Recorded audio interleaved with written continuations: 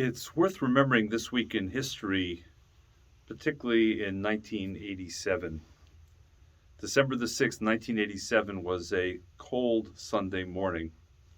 It was the day when over 250,000 people from across the United States, from Canada, from other parts of the world, Jews and non-Jews alike, gathered in Washington, D.C. on the Mall on the eve of the visit of the then Soviet President Mikhail Gorbachev, who was coming to Washington for meetings with President Ronald Reagan.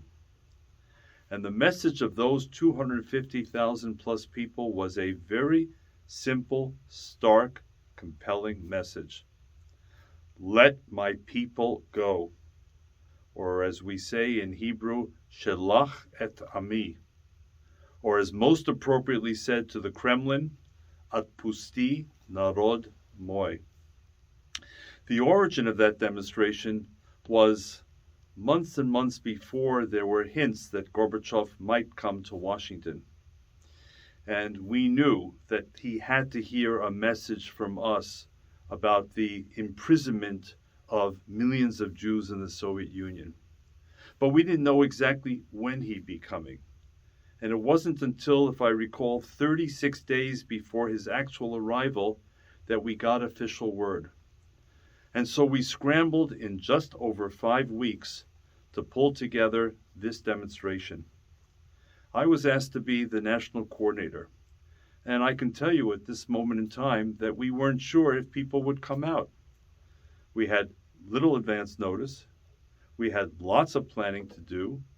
It was cold in December, could be snow, and the history of Jewish demonstrations in Washington was not encouraging.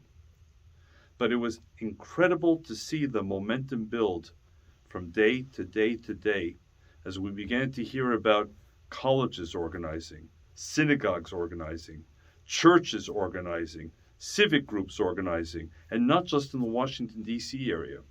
And then we began to hear about buses being chartered from cities near and far, and then bus companies running out of available buses, planes being chartered. And then officials began to ask us, can we speak? The most prominent speaker there was the Vice President of the United States, George H.W. Bush, who spoke on the eve of the meeting that his boss, President Reagan, had with Mikhail Gorbachev. I can tell you it was astonishing to see it all come together on that frosty Sunday morning with that mass of people gathered together with that one single message.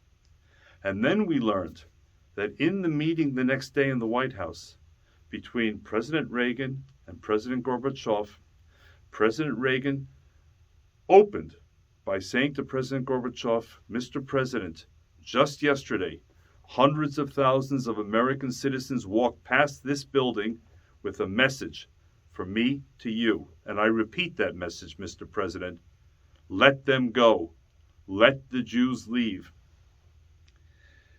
And it wasn't long before the gates began to open. And in the ensuing couple of years, over 1 million Jews were allowed to leave the Soviet Union.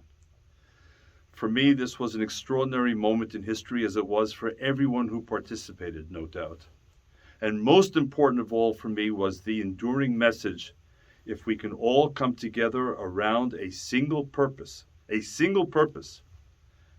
we can move mountains. More than 1 million Jews left the Soviet Union as a result. They settled in Israel. They came to the United States. But most important of all, we showed that we will no longer simply be passive observers of history. We're taking history into our own hands, and December 6, 1987 was a powerful example of what can be achieved.